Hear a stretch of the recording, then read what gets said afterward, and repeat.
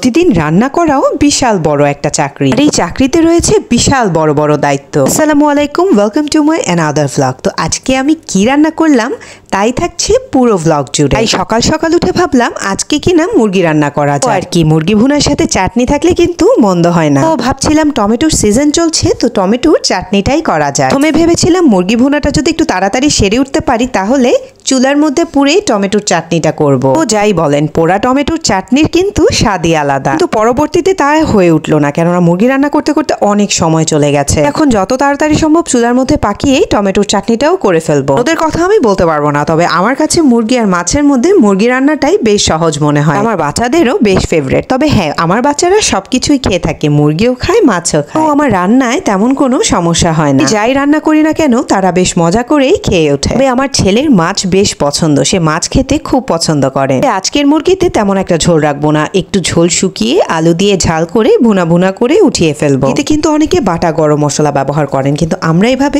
আস্তগুলোই দিয়ে থাকি। গরম মশলার ঘ্রাণ আপনাদের কার কেমন লাগে তা বলতে পারবো না, তবে আমার কাছে বেশ ভালো লাগে। তো যাই হোক, বরাবরের মতো মুরগিতে আদার পরিমাণটা আমরা একটু বেশি দিয়ে থাকি। আজকে মুরগির কালারটা কিন্তু দারুণ হয়েছে। মোটামুটি সব মশলা দেওয়া শেষ, এখন মুরগিটা ভালোভাবে কষিয়ে নেবার পালা। যে কোনো তরকারি একটু বেশি সময় নিয়ে কষিয়ে থাকি, হোক সেটা মুরগি বা মাছ। যেহেতু একটু বেশি পরিমাণে রান্না করবো তাই মুরগিগুলো আলু দেবার আগেই উঠিয়ে নেব, তাহলে মুরগির টুকরা যেন ভেঙে না যায় বা মাংসগুলো ছুটে না যায়, এই জন্যই এই কাজটা করা। অবশ্যই কমেন্ট বক্সে জানাবেন আলু দিয়ে মুরগি খেতে কে কে পছন্দ করেন। অনেকেই আছেন যারা তরকারিতে আলু খেতে একদম পছন্দ করেন না। ক্ষেত্রে আমরা একটু বিপরীত, আমরা তরকারিতে আলু দিবই দিব। মাঝে মাঝে হয়তো বা আলু ছাড়া রান্না করা হয়, তবে বেশিরভাগ সময় আলু দেওয়া হয়। কাছেও কিন্তু মাছ বা মুরগির আলু খেতে খুব মজা লাগে। বলতে পারেন আমাদের পরিবারের প্রত্যেকটা ব্যক্তি খুব পছন্দ করে। ও মুরগির আলুগুলো ভালোভাবে কষিয়ে ঝোলে দিয়ে দিলাম, তার সাথে অ্যাড করে দিলাম কুচি করা টমেটো। টমেটো দিলে স্বাদে পার্থক্য তো আছেই, তার উপর তরকারির রংটাও খুব সুন্দর হয়। তো এই আলু আর টমেটো কুচি দিয়ে রান্না করা মুরগিটা কিন্তু সেই দিন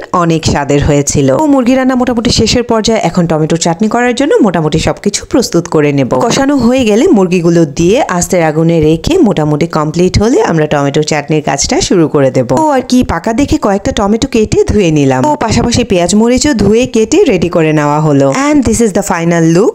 মুরগি এবং আলু দুটোই কিন্তু সিদ্ধ হয়ে গেছে। এখন আস্তের আগুনে রেখে একটু তেলটা ওঠার জন্য অপেক্ষা করব। তো দেখতেই পাচ্ছেন তরকারি তেলটাও উঠে আসছে। সো মোটামুটি আমার রান্না কমপ্লিট। কথা আছে না, আগে তো দর্শনধারী তারপর গুণবিচারী। তো খাওয়ার আগে খাওয়াটা যদি দেখতে সুন্দরই না হয় তাহলে কিন্তু একদম খেতে ইচ্ছে করে না। তো ওই হলো ব্যাপার। মুরগির রংটা দারুণ হয়েছে, দেখতে মনে হচ্ছে অনেক বেশি ঝাল হয়েছে, আসলে তেমন কিছুই না।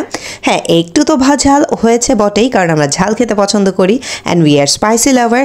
তো এই ছিল আমাদের মুরগি রান্না। এখন হচ্ছে টমেটোর চাটনিতে চলে যাবো। আর কি খুব তাড়াহুড়ো করে টমেটোর চাটনিটা আজকে করলাম। পেঁয়াজ মরিচ হলুদ লবণ সবকিছু দিয়ে একটু বসিয়ে দিলাম। টমেটোর চাটনি বানাতে তো খুব বেশি একটা সময় লাগে না, তাই মোটামুটি খুব দ্রুতর মধ্যেই আমরা সেরে ফেললাম। আর কি কাঁচা টমেটোগুলো পেঁয়াজ মরিচের মধ্যে ঢেলে দিলাম, এখন শুধু নাড়ার পালা। কিছুক্ষণ পরপর নাড়তে থাকবো। টমেটোর রংগুলোও কিন্তু বেশ সুন্দর দেখাচ্ছে, আর চাটনিটাও কিন্তু খুব মজা হয়েছে। বিশেষ করে ভিডিওতে টমেটোর রংটা কিন্তু খুব সুন্দর আসছে, তাই না? বেশ কালারফুল আসছে।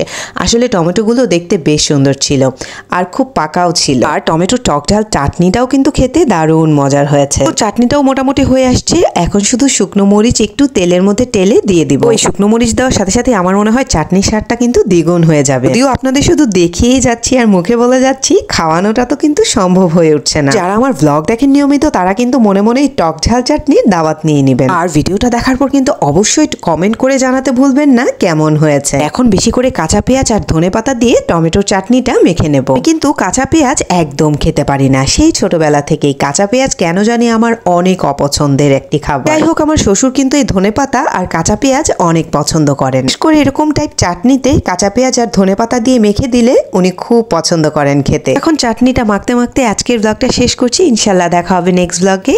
টিল দ্যাট টাইম সবাই ভালো থাকবেন, সুস্থ থাকবেন। আল্লাহ হাফিজ, আসসালামু আলাইকুম।